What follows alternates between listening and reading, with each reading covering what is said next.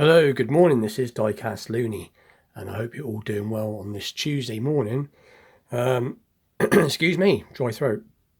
I was watching Building the Ultimate Matchbox Collection last night, and Tyrone was doing a challenge set by, I believe he was called Redroom Diecast, or they are called Redroom Diecast.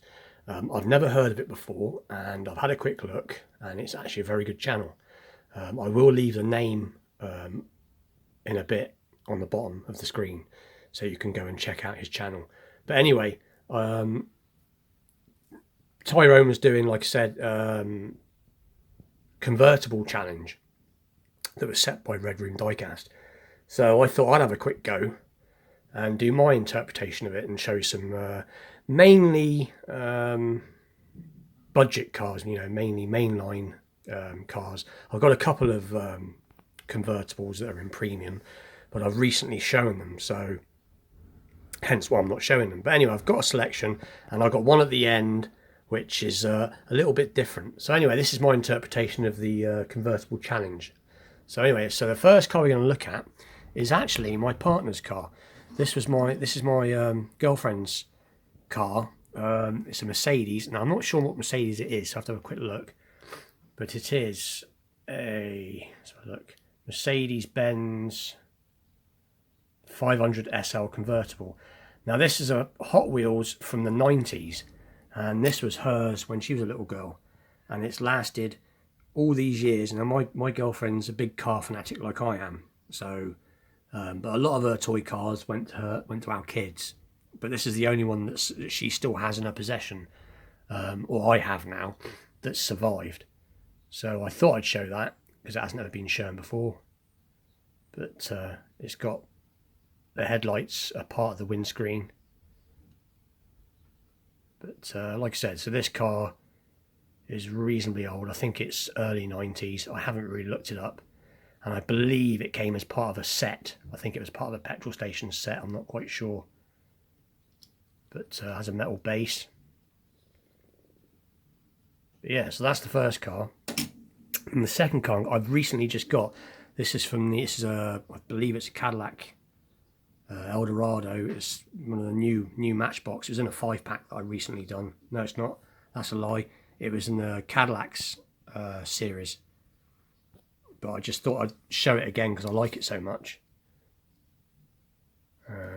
It is, 75 Cadillac Eldorado. 2020. So this is new out, but very, very cool car.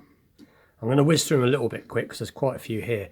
This one is, I believe, a 69 Stingray, Corvette Stingray, I believe, and it's a Hot Wheels ID car, so it's got all the Spectraflame paint on it, and it's got all the tampoed lights, tampoed rear. It's got plate detail, which is quite cool. Looks like the two flags. And you got the ID chip, obviously, and it is a 69 core. I can't see it. It just says Corvette Racer, but very cool. I love the colour on it. I actually have a standard version and another nice colour blue, but I couldn't find it. And this one is from Matchbox as well, that I showed not all that long ago. I think this was from a 5-pack, I believe. And it is, I just got to check again. I know it's a Volkswagen thing, I think. It is Volkswagen Type 181. 1974, but they do class them as, I heard them being called Volkswagen things. But I just thought it's really cool. What I like about this car is like I said, for a £1 car, for a budget little car, you can see the pedals. You've got the throttle, the brake, and the clutch, and the handbrake, and you can see, and even the seatbelt receptors where you click the seatbelts in, which is cool. And you don't even get that on a lot of premium cars. So Matchbox did a good thing on that. So that's number 3. And then again, this is a British car that was very popular in America, which is the Austin Healey. I say, oh, it's green. I don't know if it's British racing green, but it is green. That's my neighbour in the background. Kids screaming away. Let's have a look. So this is 63 Austin Healey 3000 Mark II. So this is a 3 litre. But again, this one's done well, really well as well. If you look, you can see floor mats, and again, you can see the throttle, clutch and brake. Rear detail. All the tampoed front. It's a very nice little casting. Very, very cool. And then these are ones I've had for quite a while. There's 2 of them, so I'll show them both at the same time. They're both, I believe they're both 92 Dodge Vipers. Obviously the first one is in this lovely sort of, like a metallic, sort of grey, silvery grey metallic. Hot Wheels logo, Dodge Viper logo on the side. It's got the same size wheels all the way around. And it says on the 92 Dodge Viper. Nice orange interior. Very basic casting, but it's done well. And then obviously the second one is exactly the same, just in a different colour. So you've got Viper up there on the top of the wing. Different wheels. Dark interior. And again, it will be 92. But yeah, I've had them for quite a while now. They're both quite cool. And then this is one I'm not very familiar with. This is a car that my son gave me, funnily enough. I've actually got a set of these. It came in a set of 3. But this is the only one that's a convertible or roadster, I want to call it. But it is obviously a Bugatti. I'm not sure if it's the Veyron or the Chiron, so have a quick look.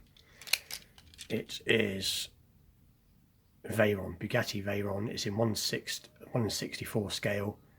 It's the Veyron Grand Sport. It's by a company called CQ, which again I don't know masses about, but it's got rubber tyres nonetheless. And it's done reasonably well. Tampoed back, got the air diffuser there. Got the EB logo on the side there. It's done reasonably well. It's quite a light casting, but it is still a nice casting. It's got proper acrylic lenses on the front, but and it's in a lovely sort of, I'm not sure, sort of coppery brown colour. Not quite sure though. Or is it just a brown metallic? But anyway, so that's one by Siku, which I've never done before. At least I don't think. And then the last one's going to be this Pagani, sorry. I'm trying to think which one it's called. Wyra? I don't know if I'm pronouncing that right. Roadster. This is a Hot Wheels, obviously. And a nice sort of dark metallic blue. And it's got some tampoed lights on the front, which is cool. You can quite see them there. And the back's tampoed in nicely. I can get my phone to stop being so silly. But yeah, very cool casting for all you people that are into the hypercars. But anyway, so I'm going to move these aside very quickly, because the last one, now I used to collect large scale, and I don't anymore. I've actually given up. I still have large scale cars. I've devoted all my efforts now to 1/64 scale. That's what this channel is basically about now. But I used to, when I first started it, used to be into large scale. And I thought I'd show this, which is 1957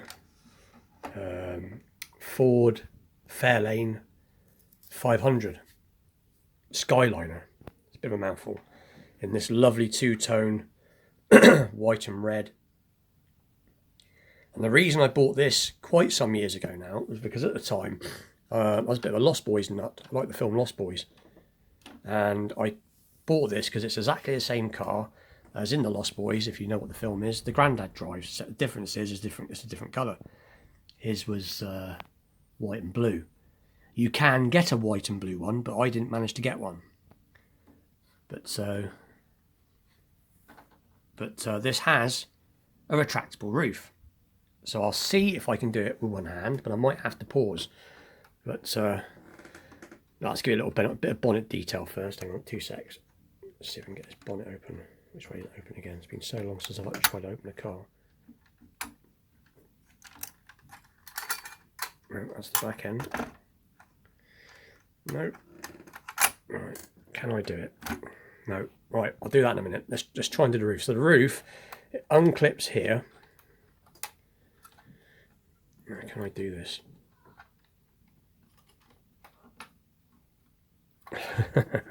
Yeah, I have got a tripod, but I still don't feel comfy using it. So there you go, we've got that piece up. Right, so that piece goes up, and then this piece. No, right, it's no good. I'll pause it for 2 seconds, and there it is. As I said, it's a bit of a handful for one hand, but as you can see, it makes a lovely convertible. Got some lovely details. If I can get it into the light, open the door, you've got all carpeted detail, and so it's made by a company called Sunstar. I can show if I can do it. See, what happens is this you pull up and this folds out the way, and then the roof will come up like this, and it will pull out like that, and then the roof comes out and it clips into there, and that's loosely how it goes. And then on the inside, I don't know if you can see it, you've got a piece that you have to push down like that for the centre, but that's loosely how it goes in. I'll see if I can get the bonnet open quickly. There's the bonnet. It says Thunderbird V8. I think it says Thunderbird V8 on it. I believe this was equipped with I can't remember if it was a 290 cubic inch. I think it was a 290 cubic inch, or it was a 292. But when you've got as many American cars as I've got, you do get a bit sort of blurred. But anyway, the video's dragged on for long enough, and that's my interpretation of the convertible challenge. And thanks for watching. Please like and subscribe, and I'll see you all very soon.